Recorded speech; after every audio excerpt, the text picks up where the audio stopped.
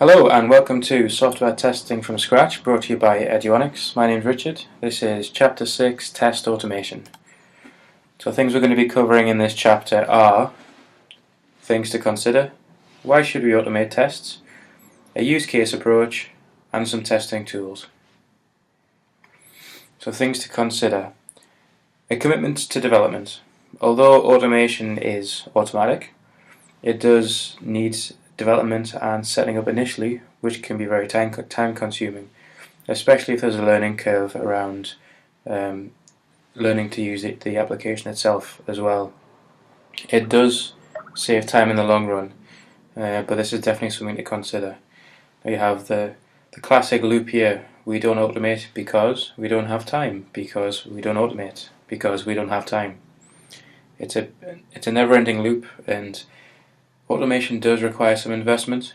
It will pay off in the long run, but I think it's just getting the automation in there in the first place is the difficulty, which of course brings us on to cost. A dedicated budget has to be allocated to automation, which will include costs related to the testing tool, development itself, deployment, resource and training. In addition to the maintenance costs for automation tests and tools must be included as well. Chances are if you buy an automation tool, you'll get a license with it. It'll probably only be for about 12 months, but you'll get a license. Then after that 12 months, they'll probably stop supporting it. You'll stop getting updates unless you pay them some more. This is how the cost can just increase exponentially from the initial, say £1,000 for a tool. Year 2 could be 800. Year 3 could also be 800. QA resource. Dedicated resource is required. A dedicated team for effective testing of automation. A non-dedicated team will execute the test automation with their own limitations, which will lead to focus of activities on a specific part of a project, such as a subsystem, without concern for reuse in the future. That would just be setting up a little test to test what you need to test now, just to get it done a bit quicker without thinking of repeat tests in the future. That's not the way you want to automate things. Less sharing of tools and information between project teams.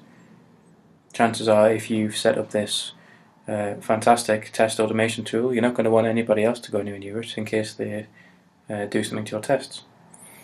Automated tests that are poorly maintained, reused and integrated due to the lack of efficient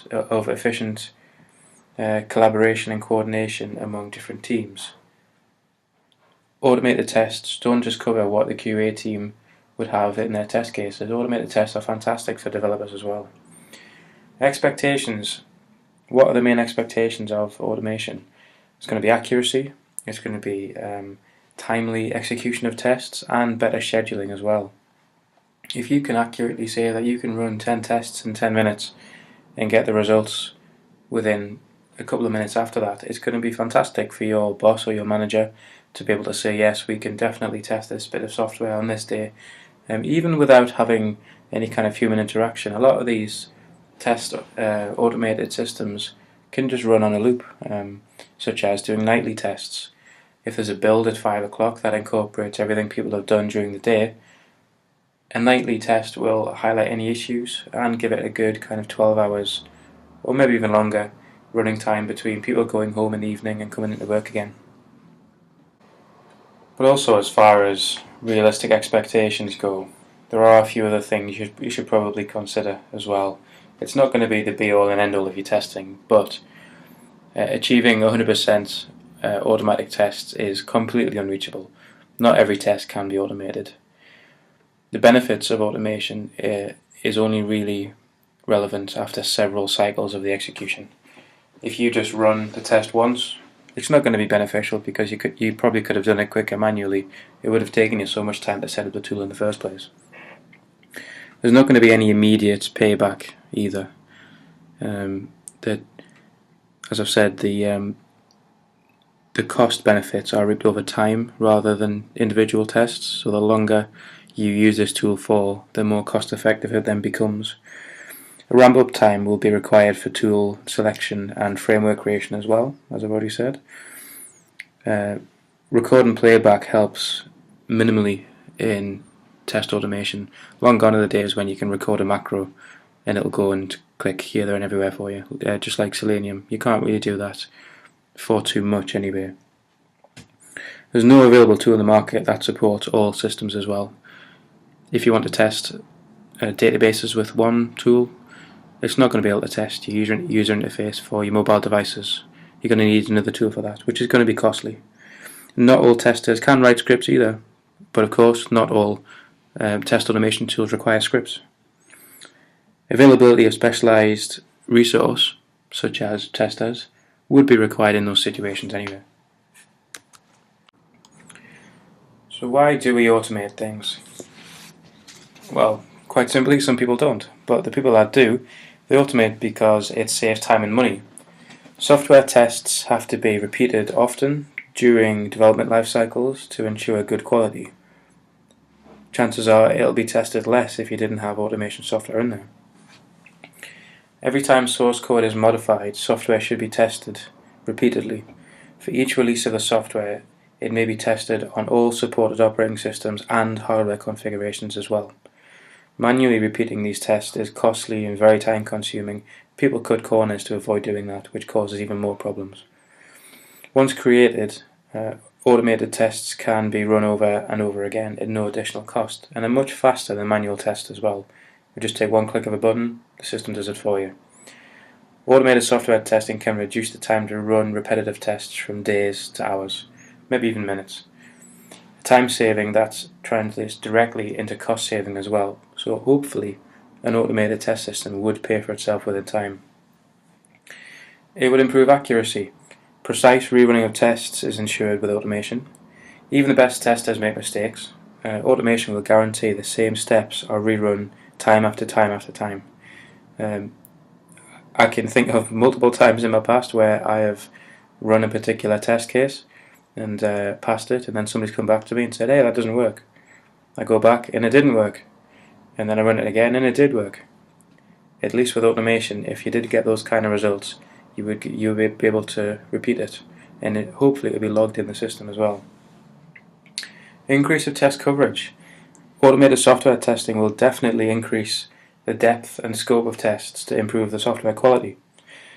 Lengthy tests are often avoided during manual testing because people like to cut corners, as I've said. Chances are that if you've got 100 tests, there's 5 really big ones, there'll be 95 done, and then if there's time at the end, the 5 lengthy ones will be done. It's just down to human laziness. They can even be run on multiple computers with different configurations.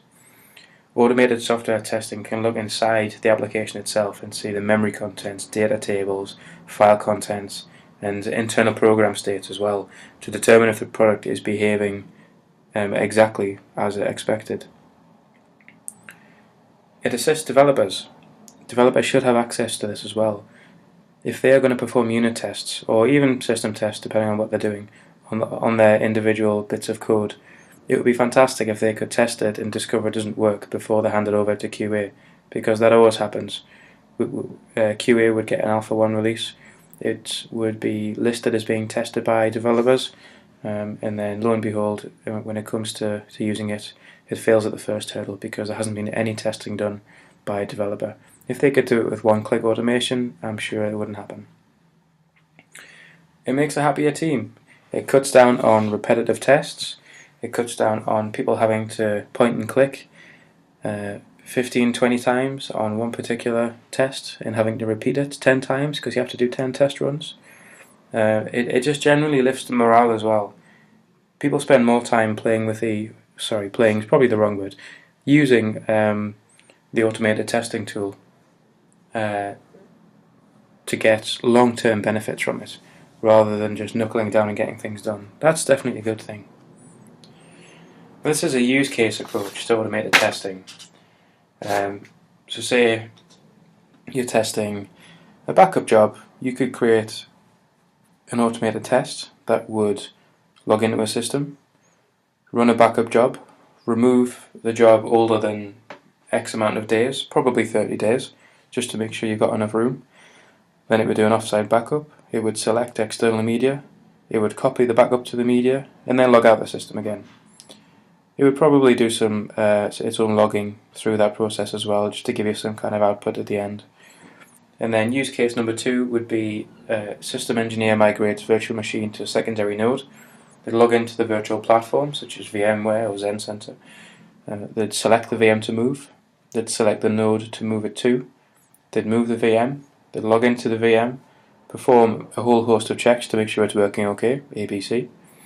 They'd log out of the virtual machine and log out of the virtual platform. So do you remember before when we talked about stories to help tests work more effectively? You're definitely onto a winner if you can build automated test cases around these kind of scenarios. It would be a lot more accurate to use an automated testing tool on these kind of scenarios as well. Tools. Which tools to use? So if we have a look at this, it's a fantastic website resource here that displays many different kinds of testing tools. It also gives you a bit of background on the tools as well. It will give information such as motivation to start test automation, what kind of preconditions you have, team skills, test cases. A lot of people think that you need developers to have an automated testing tool. You don't. You don't even need a specialized automated test engineer. There's definitely going to be a bit of a learning curve with these bits of software, but anybody can pick it up if they've got enough time to do it. So the tool pre-selection as well. These guys will recommend the 3 best fitting tools and frameworks, but after that you can manually choose which tools would best suit your project. I'm not going to read this list out, there's far too many. There's probably a few in there that you'd recognise, like Eclipse, TPTP, which other ones do we know here? JPerf, JTest, that kind of thing. Everybody knows them, but at least from a testing perspective anyway. So this website is a fantastic resource. It also gives you evaluation criteria as well as test automation methodology, capturing any kind of scripting languages as well. Test automation isn't necessarily anything to do with coding, although it can have coding in there. And of course, things like data-driven testing, keyword-driven testing, reporting, documentation, that kind of thing. Fantastic website, whichtestingtool.com/tool-evaluation.